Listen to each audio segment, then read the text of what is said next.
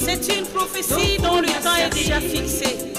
Elle marche vers son terme. Si elle ne mentira pas, si elle tarde, attends-la, car elle s'accomplira. Elle s'accomplira certainement.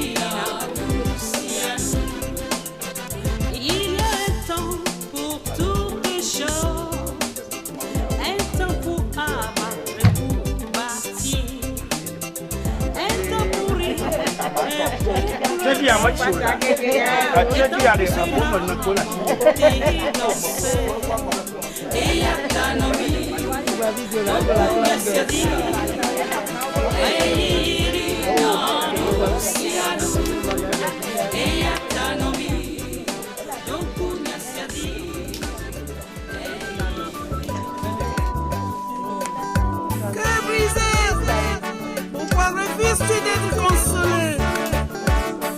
Ton Seigneur est là, il veut te guérir.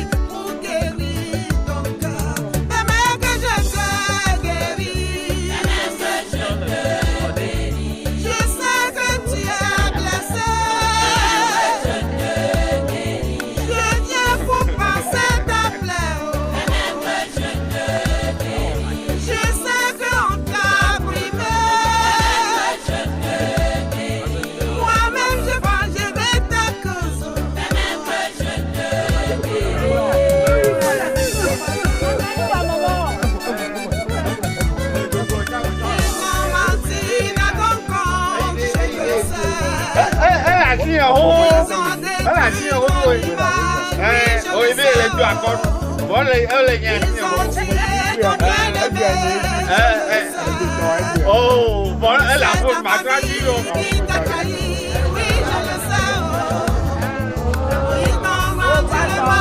Así la acabo, así la acabo, Ils ont détruit ta vie, je le sais. Moi-même, je vengerai ta cause. Pardon, pardon.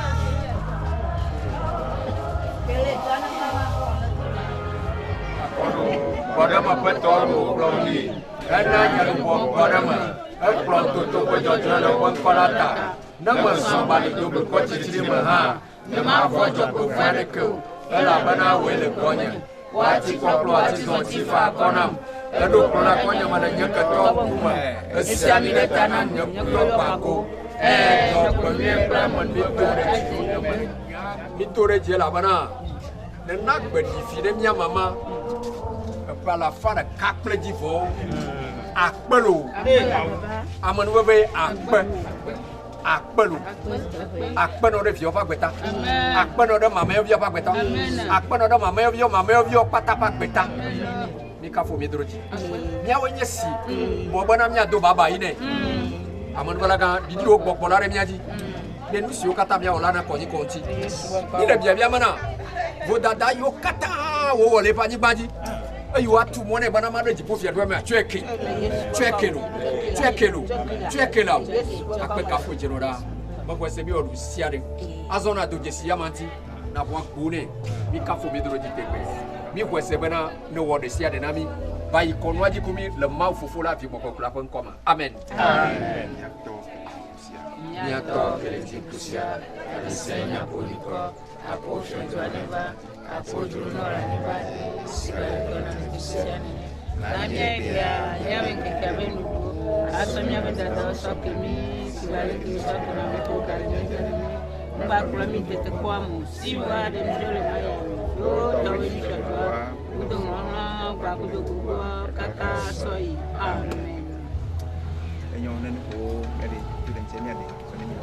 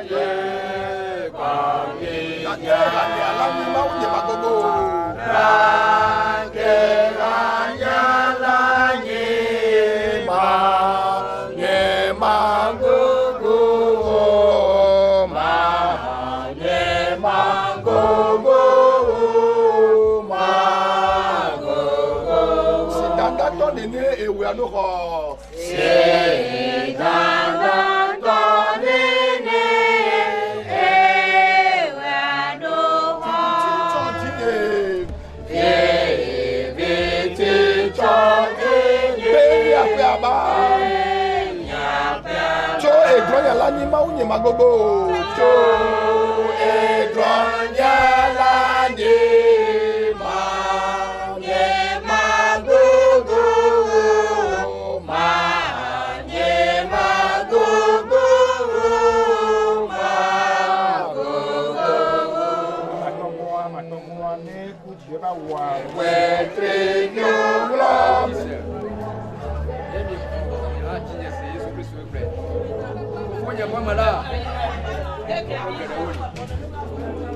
Mala, na mora, nama kuplenami, nala bana maina, ba majra tepono dinami, aye namai, aye majra tepono dinami la, magava, aye ma homide, nyantok bonya, bana afisi nyala malala. Nyaura miano afima eye afisi me yina la nyenye eye mola ha nyenye to ma glo ne bana apeto nyenya afisi ne yina o eye la kala o nyanya mola ma ha Yesu glo ne bana nyenye mola le nyateƒe la kpakple agbe la ami aɖeke meva fofo la gbɔ o negbe to dzinye ko amen amen.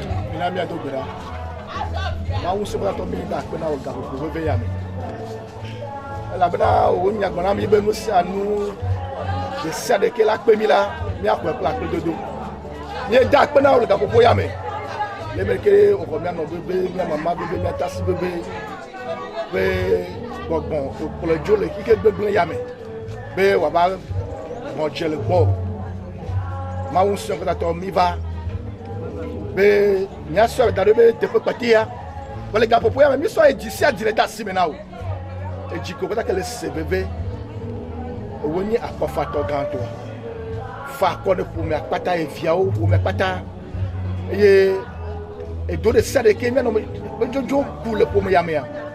On doit faire ne boucan, on va tout le que vous doit battre. Ne be via autre, au pas de ce pomme, au point qu'on peut de mettre au normal, wacker den chiu. Ne au chiu no doc water, no wacker den chiu. Ni waji poto. Et quand on a dit, on peut t'amener sur les stations d'assaut, on peut pas avoir nos problèmes. Et il souvent pour les chambres dont on le sait déjà. Et qu'on peut t'amener beaucoup, chacun a nos belles nous le chant comme ya. Mais dossier de beaucoup, on peut t'aller souvent ni comme. Mais Jésus pour voir nous comme nous sommes dossiers. Et de ça de base sur les vieux Jésus Christ de béni. Amen. Je vois trop mon remia guana mi tifafa, il m'envoie tifafa si vous commencez à tata. Et tu viens vous dire que tam soit dire le Christ Jésus. Amen. Amen.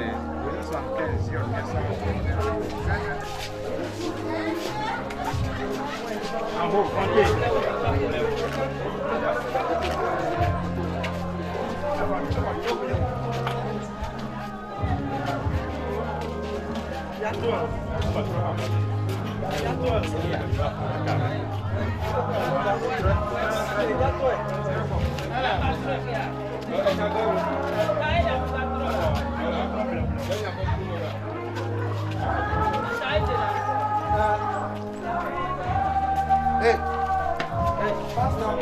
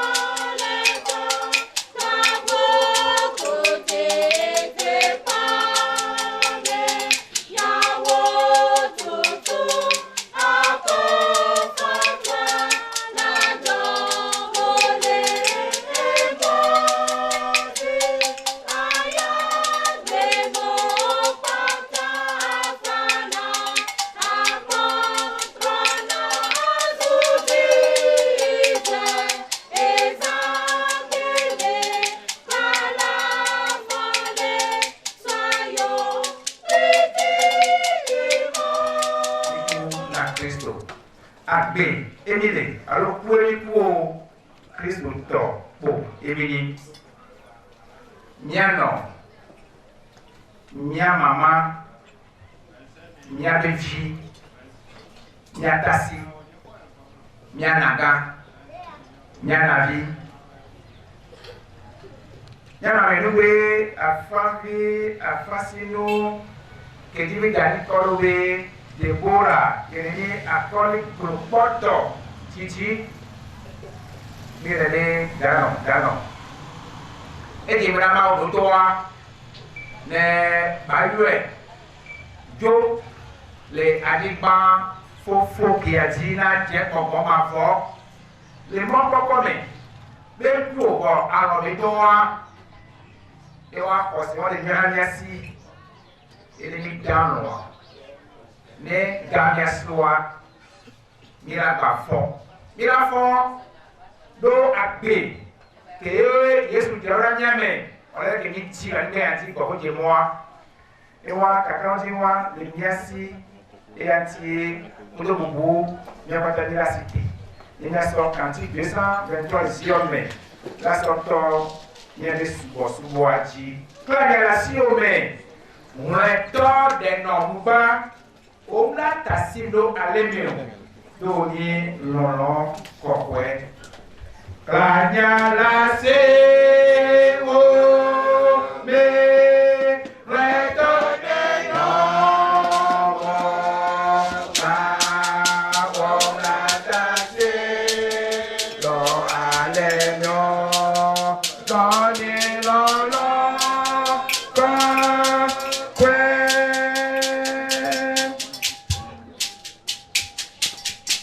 che uomo ye da mondo poda che wa monya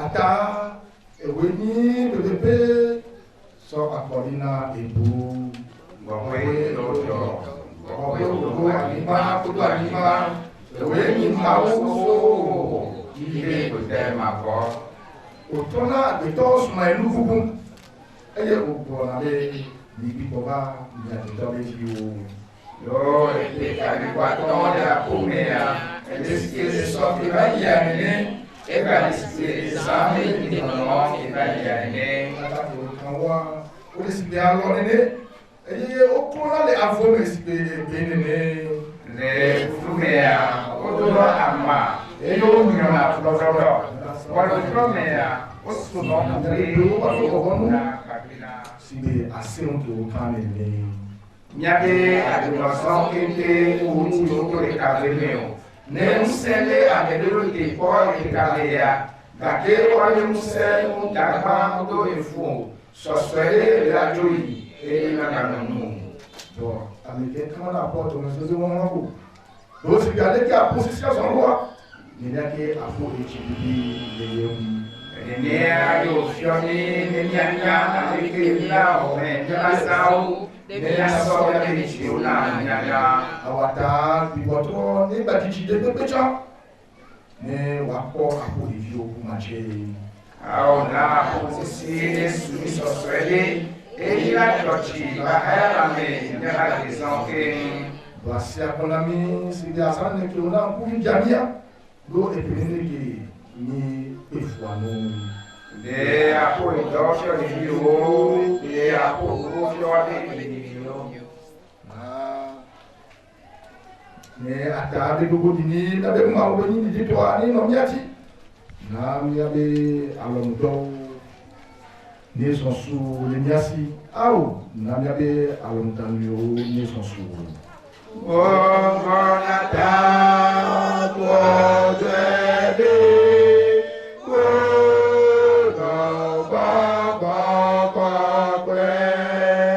Sidi aleke binone la moi nene fide nene ba la notegbe ki do tema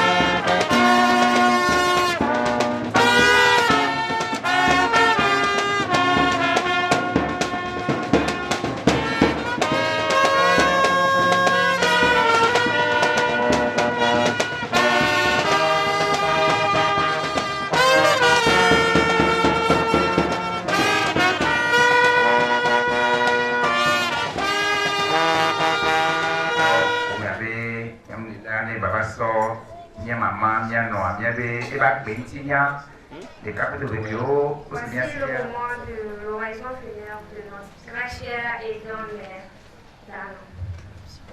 Job 1, verset 21, partie B nous dit: L'Éternel a donné, l'Éternel a ôté. Que le nom de l'Éternel soit béni. Amen. Des jours passent, des années passent, des événements passent mais ne se ressemblent pas. Hier c'était ailleurs, Aujourd'hui, c'est ici. L'événement d'hier n'est pas celui d'aujourd'hui. Aujourd'hui, donc, c'est Dano qui nous réunit ici à cause de son appel par le Tout-Puissant pour l'éternité. Qui est donc celle dont nous parlons? Akoli Glokpo Afonsine, dite Dano, est née de Tata Glokpo de la famille Akoli d'Achantidome et de Nana Mideke, femme de Maussi, vers 1900. Elle a passé toute sa jeunesse avec ses parents et selon les conseils de ceux-ci de ne pas marier l'un d'eux, a accepté la demande d'être son aimé pour la vie du jeune Afonvi Sodi, auprès de qui Dano est resté jusqu'aujourd'hui. Tu mangeras la sueur de ton front. Cette phrase divine a sonné favorablement dans les oreilles de Dano. Elle en a fait son bréviaire. Notre maman nous a démontré que celui qui ne travaille pas ne mange pas. C'est pourquoi tous les jours, soit elle est au champ, ou soit elle s'occupe à faire des récoltes de maïs, d'arachide ou de noix de palme ou à cuire du dali. Ce qui fait que le manger et les huiles rouges ne manquent pas chez elle. Ses enfants sont fiers d'elle. Toute peine mérite salaire. Dano a recueilli des grandes richesses de sa vie laborieuse. Ce qui fait que, puisqu'il manque souvent d'eau dans le quartier, elle invite ses camarades à l'accompagner dans des villages voisins, acheter des jarres en chantant de joie dans une atmosphère de fête. Ces jarres servent à retenir les eaux pendant la saison des pluies pour l'utilisation pendant la saison sécheresse. Ces jarres remplacent les tonneaux d'aujourd'hui et notre maman en avait en grand nombre. Ce qui fait que quand il pleuvait, l'eau tombée sur le sol ne s'y infiltrait pas totalement, car la grande partie était recueillie pour remplir les jarres et disponible pour sauver la famille pendant la sécheresse.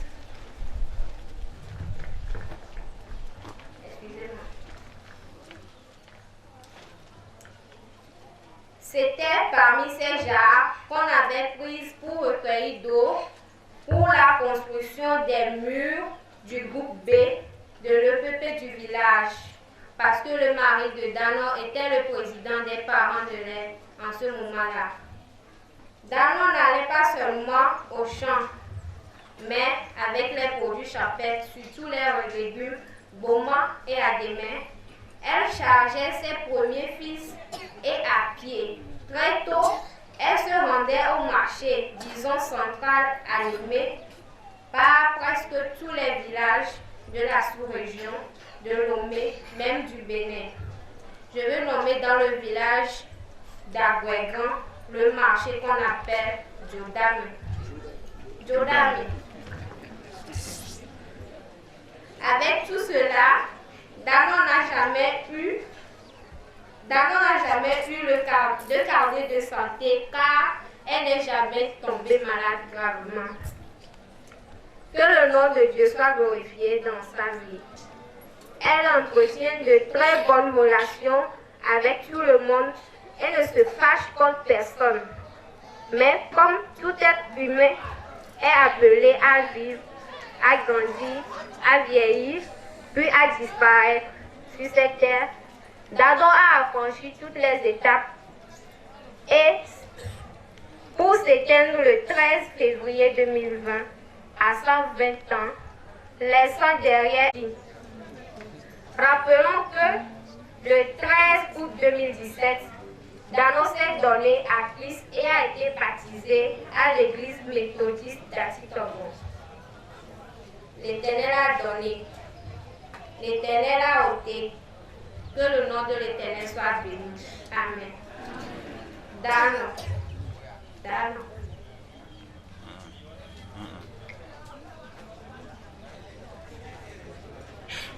Dano.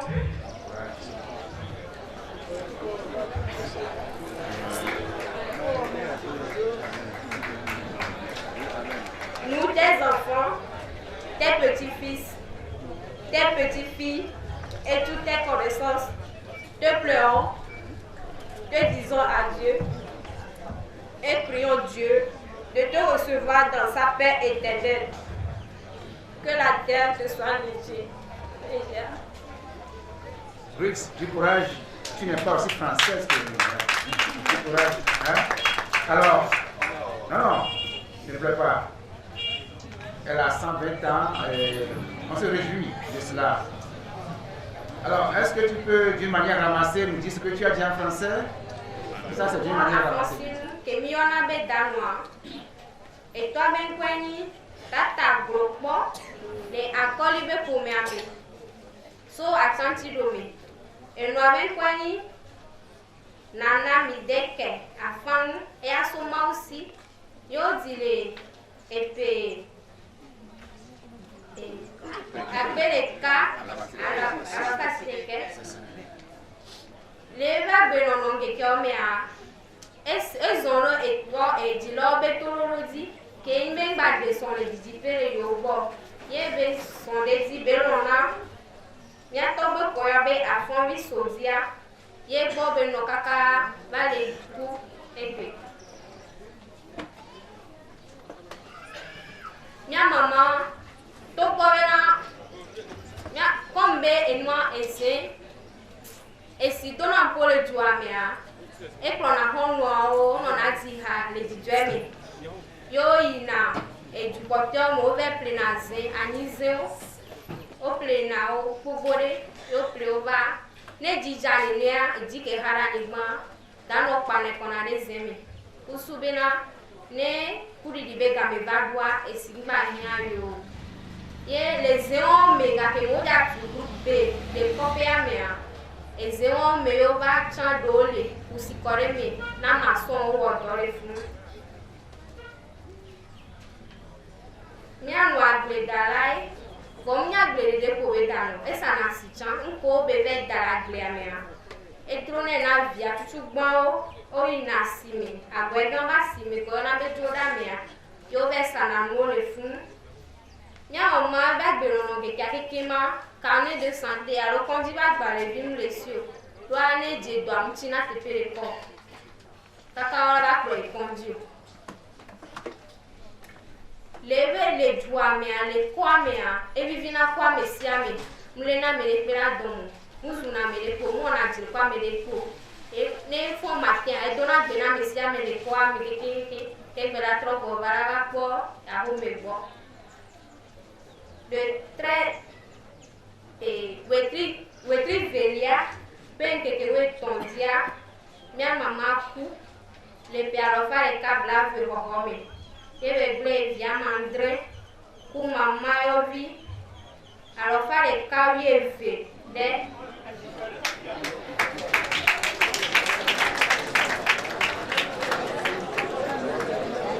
y a donc wetri à toi je viens entrer. André, le tramenia, ben que we tondi sur toi, bien no a trozime. Et yo do citadelle, méthodiste à titre augmentoire. Mais fou belé, et ha me belé, et ha me be coulé moi. Dano, mia viro, mia mama yo viro. Amenya nyoki kim, mi le tono be babai. Ye mi le do verana ma obe, ne hore fa fami, anigba ne fano, dan. Amen.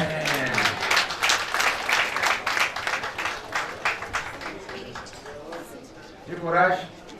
Tu dois trouver les gens de la première heure, moi, et on topé à et puis alors pas les cas blavé. Nia gbeviwa no lope amekakwa alinyelo sobonyelo akovinyolo ndadema egbe nia gbeviwa de no do epekakwa 40 ans la no glo àwọn bẹ́ẹ̀ gbàsọ̀ wọ́n tó yà pa 35 ans pour les clore sobome aligné ekunyeme etinyeme ekonye ka blabe pata dano loa nyimbo be digo abwe nuke bila o nyina poti joe eni adwaza fanfa so bia o me poti joe e me nya adwaza o me poti joe ke go eni adwaza apre ne ni wa fanfa la ko bi ní ojú àwọn ìlú náà wò jésù ìdáná ní ipò àmà pọ́ọ̀tù náà sáré yà ní ìjọ àdí fáfá àti ọ̀gá náà.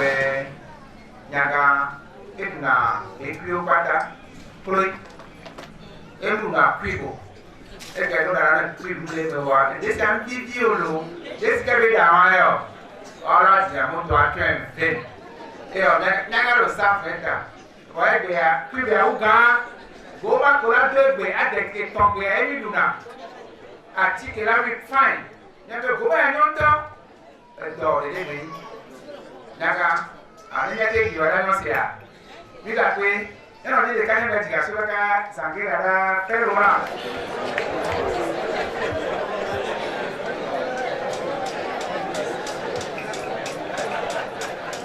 pero la we don. Praise the Lord. Hallelujah. Nous sommes là tout le temps. Mauna fa kona bi. Amen.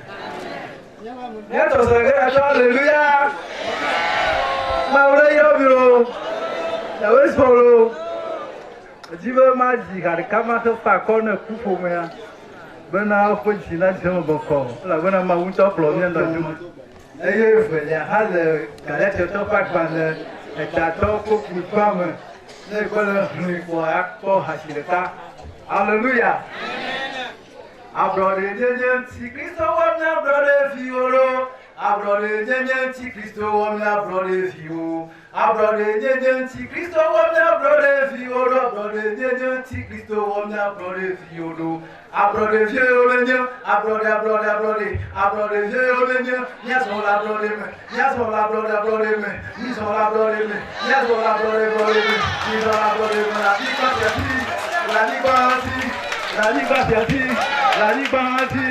la liberté ayanti minoti trésessier ayanti minoti trésessier abrode nyenyen ti Kristo wa mi abrode fioro abrode nyenyen ti Kristo wa mi abrode fioro abrode fioro nyenyen abrode fioro nyenyen nya so la liberté ayanti minoti trésessier ayanti minoti trésessier abrode nyenyen ti Kristo wa mi abrode fioro abrode nyenyen ti Kristo wa mi abrode fioro amen oh niti ma upe siadu pia niti ma upe siadu pia niti ma upe siadu pia niti fioru pia la liberté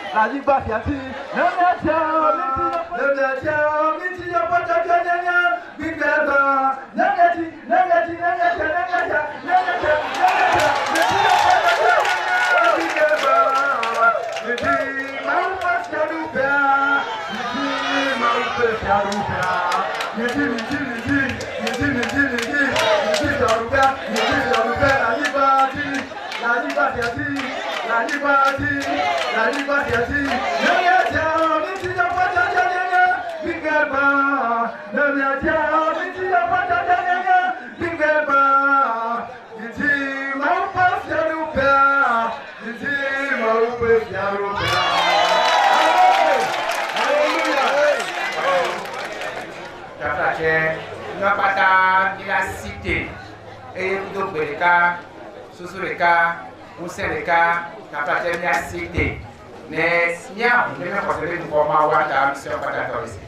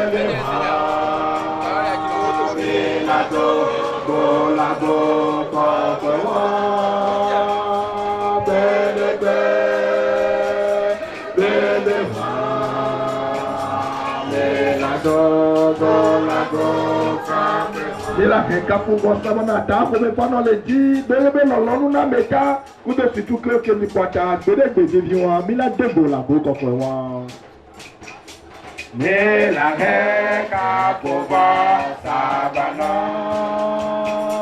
ata go me palo le no yebe lolonu na meka Koto te tokyo te me kwata bende bebe wa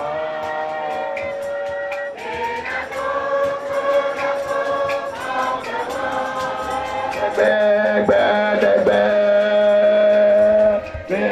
wa lago ka Tata Chemia Nwani.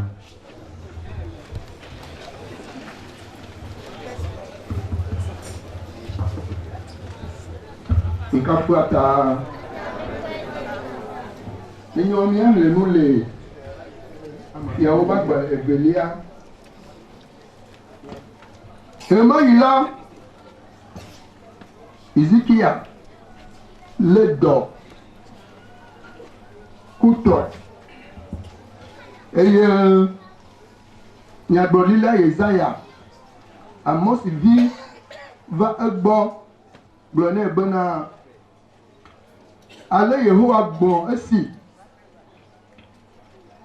Do apedo elabena ele kukuge eye mele agbenoge o tete wo tromo de gliwu Dogbeda na Yehowa gbọ̀bẹ́nà o Yehowa dòun alẹ́ si me zɔn le ŋkuwòme le nyateƒe kple dziblibo me kple alẹ́ si me wɔ nu si nyo le ŋkuwòme la eye Ezekiel fa vi kple ɣli esi Yesaya mekpɔ doledzoa titina o la Yehowa ƒe gbe va egbɔ bena gbugbɔ yi ɖaa gblɔ na nye dukɔ ƒe amegã Ezekiel bena ale Yehowa fofo David ƒe Mawu la gblɔ esi mese wo gbedodoɖa eye mekpɔ eye le ŋkeke etɔ̃a gbe la ayi Yehowa ƒe me. Mawu tɔtsã kɔkɔe mi kafu mi subɔ o.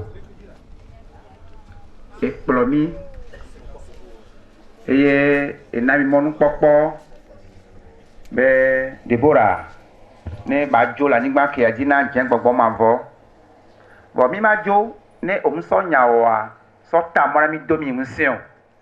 Va ne wòaƒo nu kple dukɔ ya, va ne enyawoa ba yɔdɔ dukɔ ya, va ne nyawoa ba do ŋusẽ dukɔ ya, va ne nyawo ne ba gbɔ agbedo ame ɖe me.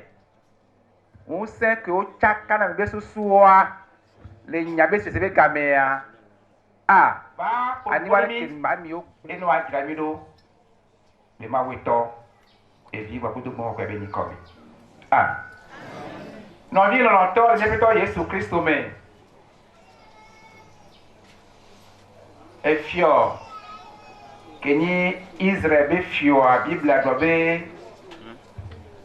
dukɔ ɖewo wodina nya le wa ŋutie dziedzie. Eye egblɔ be mi be Asiria kpe be aʋakɔ woho aʋa ɖo Israel ŋuti. Woho aʋa do Israel nchi no ni Israelia do to de ke wa do ma o nya to nchi nukejo Biblia globe efiati kasui vovondue Israel be fiwa ku Israel vio pata ovo do ameke o hwa do wantia o sugbo ahwa onu cha o le wasi o le to dia webe Mao ne batena kakaloji ebe duko me vioa etone Ezekiel spena Ezekiel mbavon aleke osu gbon o mbavon ti kan gba so Mao demo be ameo ni Asiria toro wava les ade kamea Mao nabe amen àpèrè kábla ní ìwàtọ̀ ó kú sọ́jà wọn pátá ó kú zàlè kámi olè tó ní màá sọ́jà kò lóun sẹ́ ńlá nukú àhọ̀ ló lè wá sí eye ó sì tèrè ọmọ ọbẹ̀ dùkọ́ ń tíya zàlè kámi máa wọ̀ nukọ́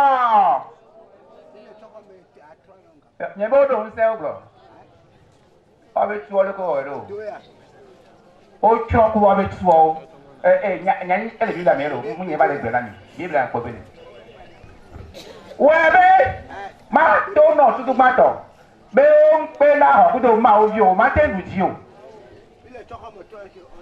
npe na ho a kudo ma o subola o ma tenu ji o no osisi be pon se lo dile ga o bodi a ma o la ba tunu si agra no do to nyere nya make o dona jido nyabenu subo nchi nyagaga oni gbesa nyari nume nani ya o mu hazade abana ma o bi o gboro ki o ti nyere nemu ne o a o ntere nya gba kelasia amen mo jiji o wa biblia be efio ya ba jeto Israel be fio la megble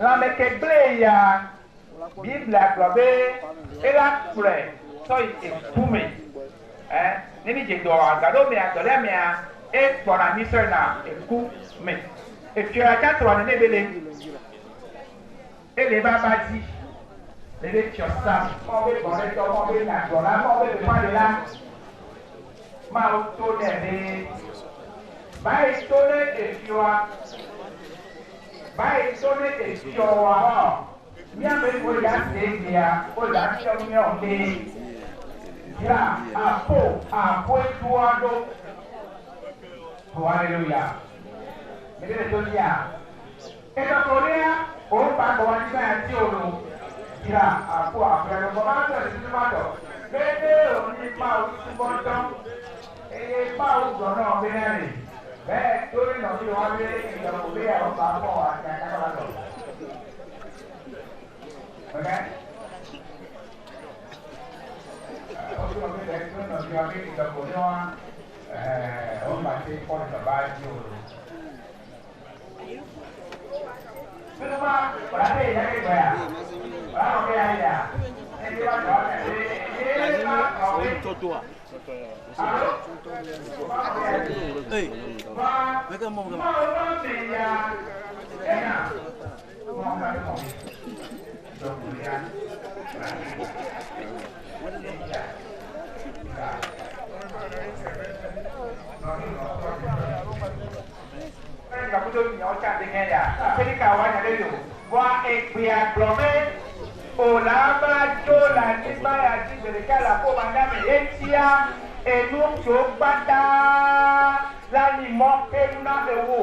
bẹ́ẹ̀ ojú àdìbàdìyà ò máa ń pọ̀ máa wò wá àrùkọ àjà lókè odó àjà fún àwéjúwádó àjà òtó òótọ́ lókè ò kótó lọ bí òtòlódó jọ̀gbẹ̀ bọ́ẹ̀tọ̀ à àmẹ́díó òun àdọ̀bádìjà èka ọ̀làbẹ̀yìn máa sẹ́ẹ̀kì ò nígbẹ́ ní ẹgbẹ̀rẹ̀ fún ọdẹ májì ọ̀sẹ̀ ẹ̀fún ọdẹ mẹ́rin rẹ̀ kò jọ wáyọ̀ ó tó wọn mẹ́rin rẹ̀ kò jọ wá èkẹ́ wọ̀wọ́ kwame hadi kaka kò lè máa gbọ́ et ma onima venu en moi, ma dit à ton homme, à Lukama, à Grado, Kyodo et Kao, ma coudée ma toi, si on est tido, mia medoa, et qu'un vina nani kaka, nous que veut coudoa, ni ma da silentique port, mais ma sœur Kento, et nous que toi en coudoa, et nous que toi en coudoa, et nous que toi en coudoa,